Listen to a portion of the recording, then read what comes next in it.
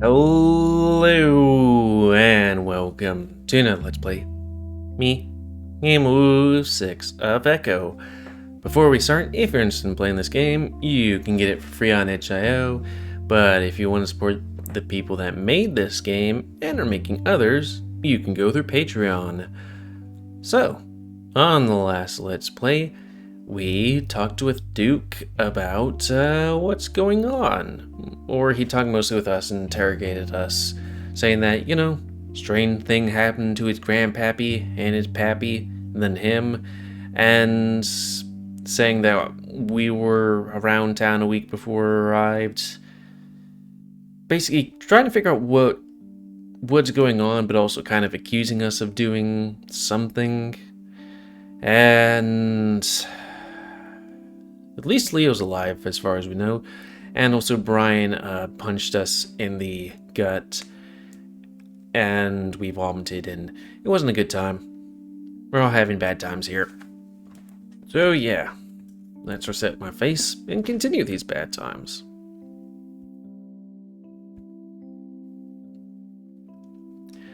While this goes on, I lay quietly against my platform, trying not to cry again. My mind keeps wandering back to just hours ago, where everything seemed to be fine for the most part. I keep wishing I could go back to the beginning of the week. Thinking about that makes me sentimental, and I'm longing for Leo, TJ, Carl, Jenna, and even Flynn again. But only kind of Flynn. Where are they all right now? Oh, hopefully not dead. Hopefully. They're not keeping my hopes up. Duke said things are bad out there. Are they all in some sort of trouble? What if that's the case? The cops should be here by now. Someone should have gotten the word out, wouldn't they? If people were murdering each other, like what happened to Janice, there's no way that wouldn't be the case. Brian lets out another explosive laugh, wiggling his feet on the arm of the rest of the couch. Earlier, he tried to feed me some dried cereal, but it was like cardboard in my mouth, and after only a handful, I couldn't eat anymore. I'm just thankful that he's preoccupied with something else right now.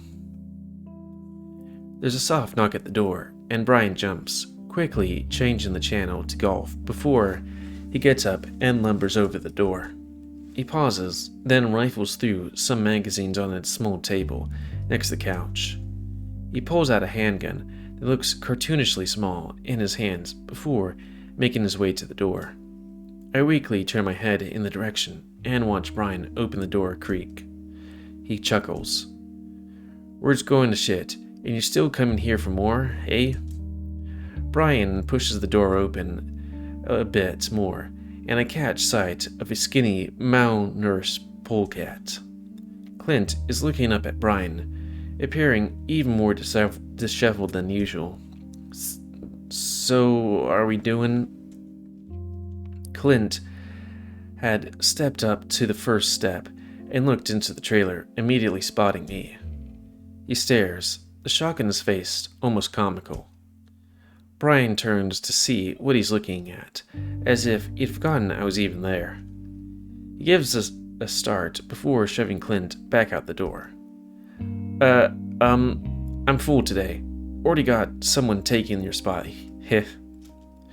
Clint's now out of my line of sight, but I can hear him shuffling around in the dead vegetation. Please, I really need something right now. We can do it outside.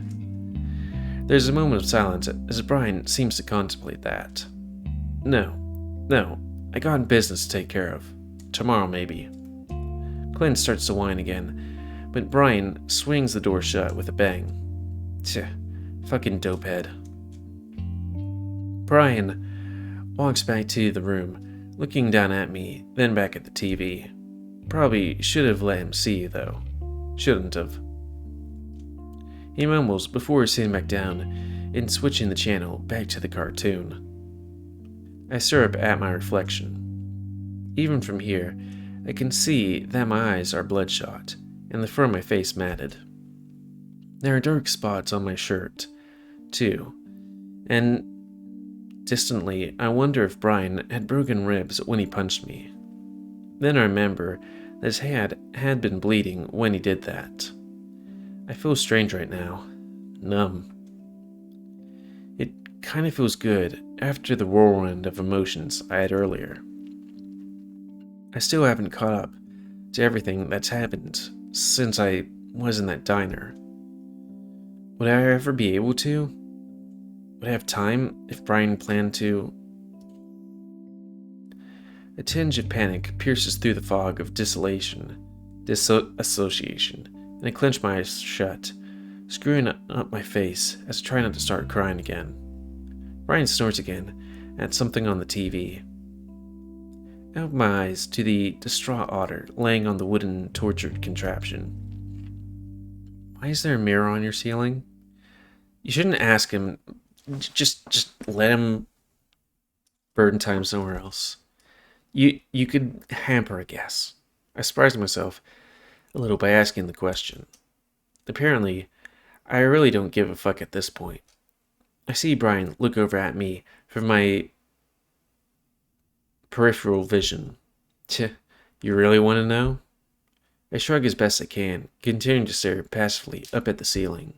The movement sends electric tingles through my arms, which are completely numb at this point. Well? Brian shifts around on the couch, as he tries to get a better look at me. When I has my fun, I likes him to see what I'm doing. I stare up at the mirror, my expression still blank. I mean, it's not just about what I'm feeling. About what they're feeling is important too. Fear. That's what Brian likes. Sure, I can choke you all I want, and cut you all I want, but when I do that, you're not thinking about what's actually happening. Brian shifts into a sitting position, now more interested in our conversation than his cartoons. I realize now I've probably made a mistake. Yeah. Wanna see? I keep my face blank, staring at myself. I don't say anything. Brian gets up anyway, and comes around to stand over me, above my head, blocking the view of the mirror. His reeking stench fills my nostrils, but still, I try not to give him the satisfaction of seeing how afraid I am starting to become. His massive hands reach around my head and start to fiddle with something I can't see. With one quick motion, the strap comes back down over my neck, and my eyes widen. I grip my teeth and try to press my head as hard as I can into the platform behind my head to lessen the strain. It's not a lot of pressure, but it's enough to make me want to gag. Brian chuckles again. See? You're probably only thinking about how it's hard to breathe right now, just trying to figure out how to make it stop, but... Brian leans back, revealing the terror-stricken otter on the ceiling, his eyes bulging, teeth bared. Now you see what's happening to you. Your brain telling you, yeah, this is really fucking happening. The leather squeaks a little as he presses down tighter. I start to writhe at this point, and I see my tongue sticking out, my face masked with horror. You feel more, and that's what I like. Brian comes back into my vision, his expression different. He's really searching my face now, like he's looking for something. Maybe you like it too.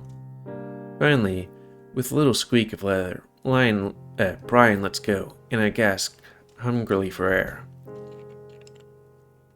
Sorry, I've been binge reading this today, at which point it's like, well, I gotta know what's going on.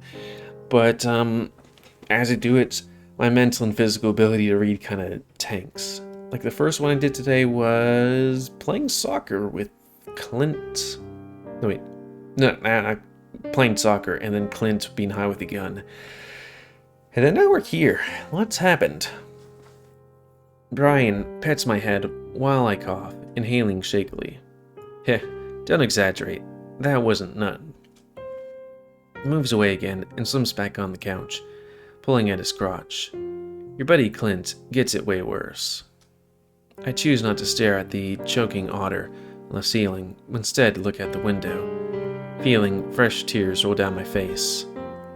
I'm not sure if it's from the choking or the black hole in my chest. I watch the leaves rustling around in the wind and think about where the others are, why no one's come to help me. Finally, I turn my head back to the ceiling. The blank expression has returned. Brian continues to chuckle at his cartoons, and despite myself, I ask another question. Have you ever killed someone? For the first time, Brian ignores me. I don't say anything for the rest of the day. I stare into the darkness, only a faint source of light coming from the moonlight-lit leaves through the window. It's been less than 24 hours since I've been kidnapped. Still, it makes no sense that someone hasn't found me. Is what Duke said about the town true? I wonder what Leo's doing right now. If what he's going through is just as bad. I doubt it is. At least Duke seemed less unhinged. I give a soft, trembling sigh. My head is still throbbing from the day's events. There's thunderous snoring from Brian. The thunder snoring from Brian is literally shaking the platform I'm on, and, though I drifted off a few times, I can't sleep. He's right next to me. His stained couch apparently double as his bed. I shift around on the contraption. It feels like the 100th time, trying to get comfortable, when I feel something. There's more give in my right arm than I remember. In fact, it's incredible loose. Incredibly. I pause, then experimentally wiggle my arm around, before easily pulling my hand out from the restraint. I freeze, disbelieving, not wanting to believe, in case it isn't true somehow. Painfully, I crane my neck and look at my right arm. Though it's dark, I can see that my arm is clearly free, my elbow on the board, hand in the air. I swallow hard, listening to Brian's snores again, to make sure he's actually asleep. I try to keep my breathing even, not wanting to make any more sound than I need to, but I'm almost sobbing with relief at this point. Now I'm aimful to practically sit up and make short work of my left arm restraint. So is my neck free? Fully sitting up now, I do away with the final 2 ankle straights and slide off the table quietly. Brian is still snoring at full volume, and it covers up what little sound I make. Making my way over the messy floor, I find the steps and try not to stumble down them to open the door. Incredibly, there's no squeaking or rattling as I do, and before I know it, I'm outside in the cool air. Fuck! I run through the woods, into the road, sobbing with joy as I see Leo's house. The lights are on, and as I'm running towards it, I think I even see Carl's horns through the window. I run up the steps onto the porch and bang on the door. Leo! Carl! I got out. Open the door. I mean, personally, I would have probably gone to, Fuck, his name's eluding me. Kud's house? You know, the raccoon. Because, he might still be fine. He likes us. All that good stuff. I try the handle and it opens, swinging inward to blackness. So it didn't say the lights were on? Oh.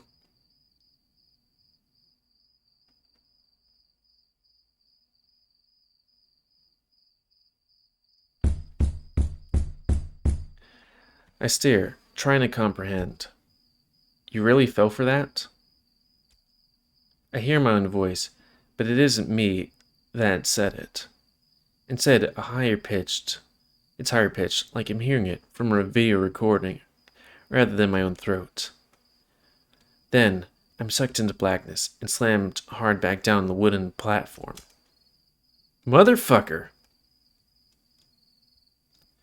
And all at once, I realize what happened, and my heart feels like it drops through my chest. Of course, dream. I'm back in the hot, stifling air, and it looks even darker than it did in the dream. I mean, here's the thing. Stuff happened, those guys are druggies. They could have, not tightened it as much as they thought. I close my eyes and start to cry quietly. It feels like I've just found out that I'm locked up in a psycho trailer all over again. I turn my head to look out the window above Brian, longing for some daylight. And then I see two white eyes against the black face staring back at me. I jump. What the fuck? Am I still dreaming? Then I see two beige-colored ears above the head. Kudzu? I gasp again, quieter. I'm overcome with relief once again, but I fear that I'm still dreaming is almost overpowering it. I wave my left hand as much as I can. I'm not sure he can see it. I realize that none of the light from the window is falling on me. Kudzu moves to the side, then back again, squinting, clearly trying to see inside. I think about making noise, calling out his name, but I have no idea how deep of a sleeper Brian is. As if on cue, Brian gives a louder snore and rolls over. Kudzu seems to have heard it, his big ears perking before he ducks down. My heart hurts, just losing sight of him, and I strain at my bonds. Brian seems to be waking up, though mumbling something in his sleep. No, you're dead. I pull with my right arm again,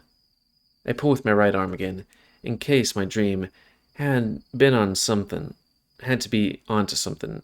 It doesn't budge. Fucking cunt. Brian really started to kick around now, his massive form rolling over on his stomach, rubbing his face onto the pillow. He starts to make a loud gasping sound, and he gets to his knees on the bed. He gets to his knees. Back off. He holds his hands up, snarling. You're dead. You're dead. I stare at him, almost forgetting about Kudzu. His eyes are open, and they snap to me, his hand still out. No. His face is etched with horror, eyes wide and white in the darkness. He backs up against the back of the couch as he continues to stare. I'm staring back at him, unsure of what he's going to do. After about 10 seconds, his expression starts to melt from horror to confusion. He continues to stare back, bracing for another explosion from him, for whatever reason.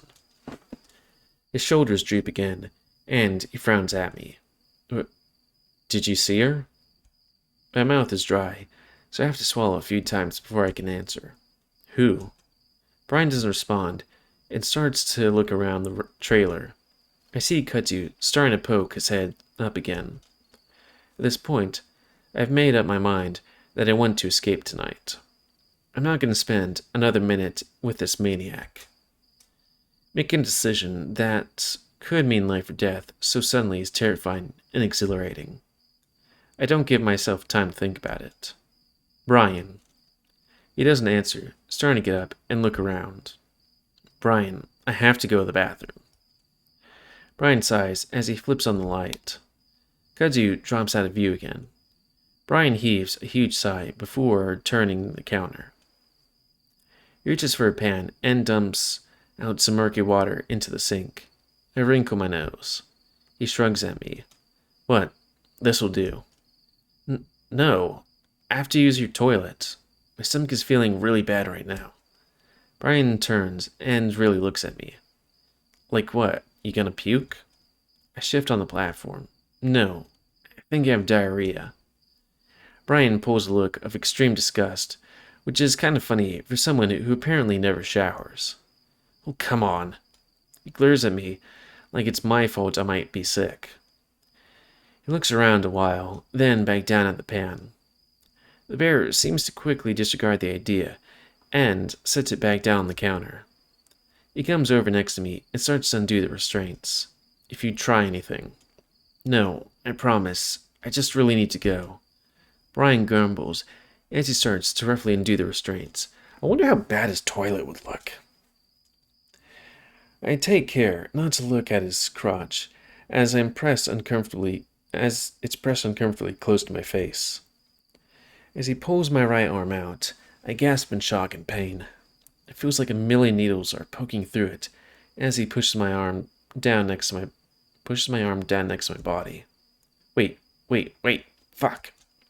Brian pauses as he watches me grimace in pain, and I worry he's getting off to it.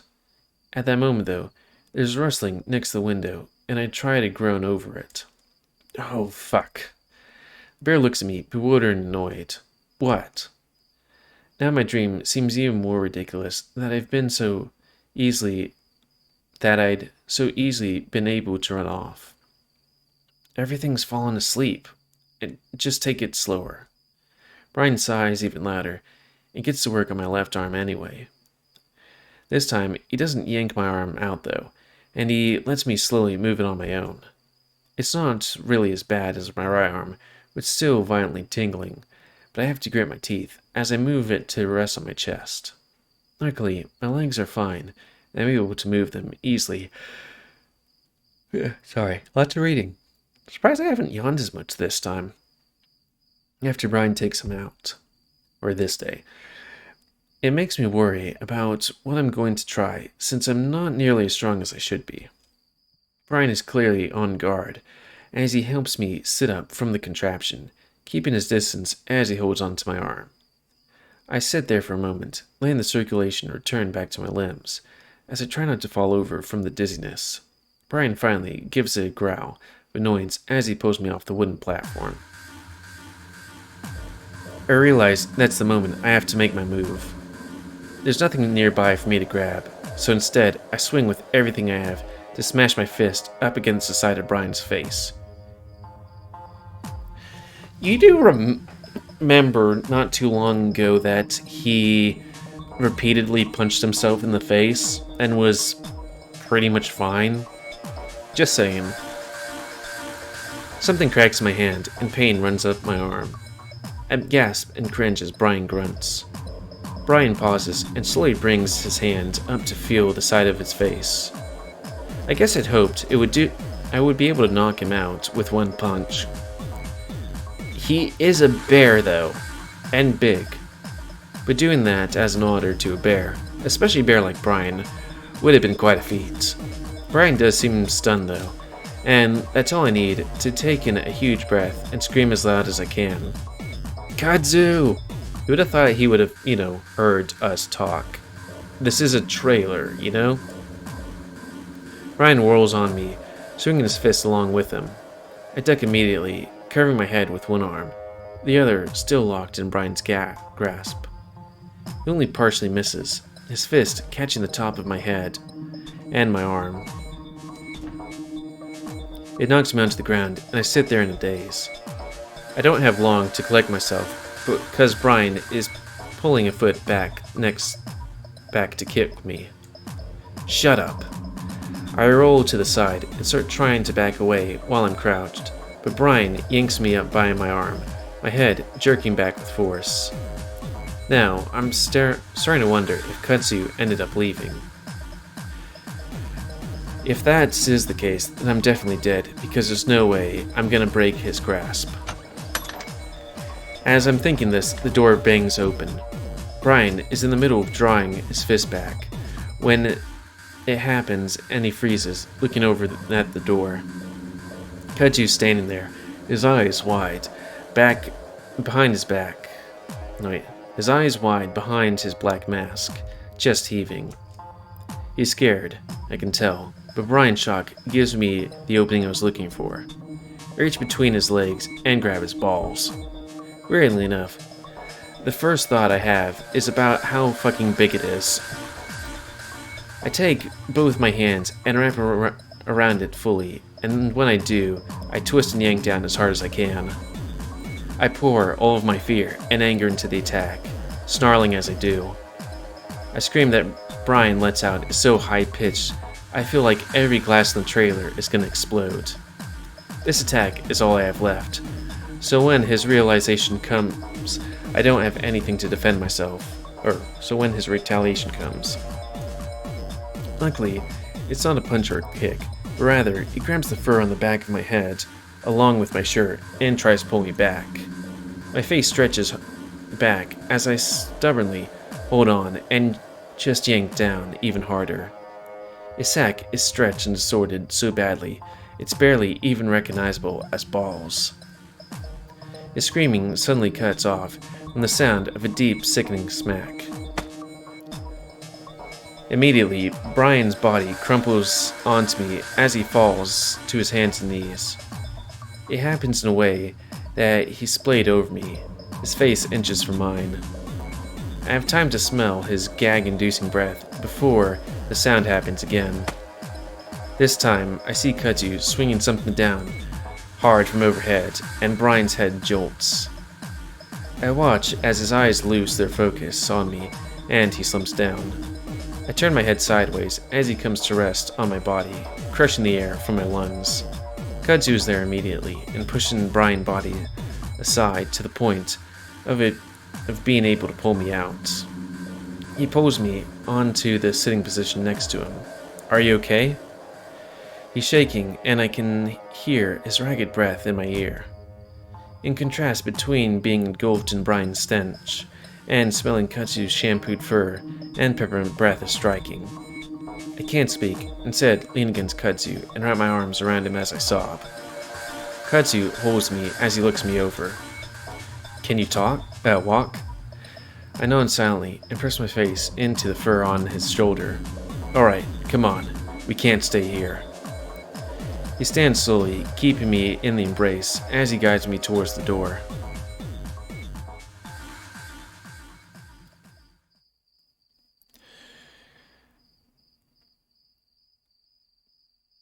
Fucking hell.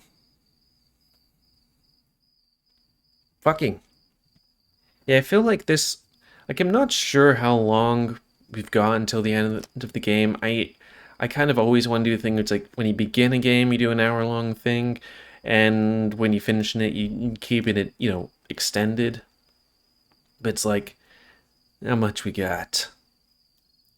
We had like maybe 1, 2, 3, 4, 5, 6, 7, 8, 9, 10, 11, 12. No, wait. 10? Maybe? No, wait, 10. 12, 13, 14, 15. That's 1, 2, 3, 4, 5, 6, 7, 8, 9, 10, 11, 12, 13. So we should be about near the end. I mean, I wouldn't see how much longer you would have with this game. But woof, I just keep on going. Like, I'm just trying to get to the finish line, figuring out what's the part of the story.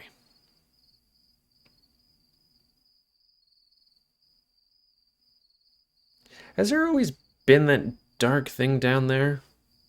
At the bottom of the screen? We did say, right? Ooh,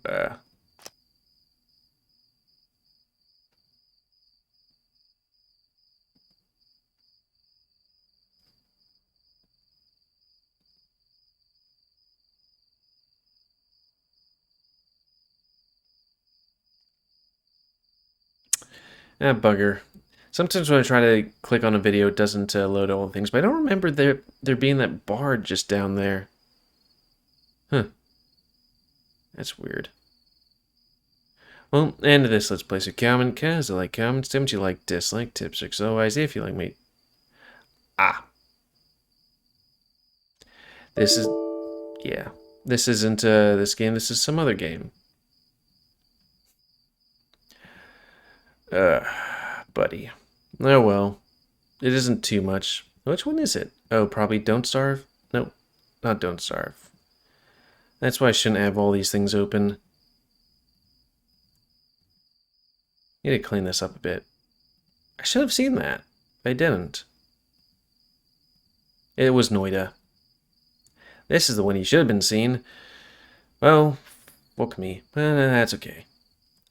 And that's gonna be the end.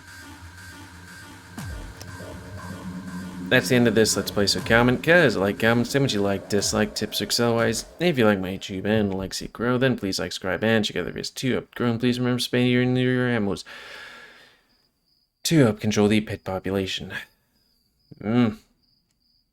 Angry. And until next time, another Let's Play.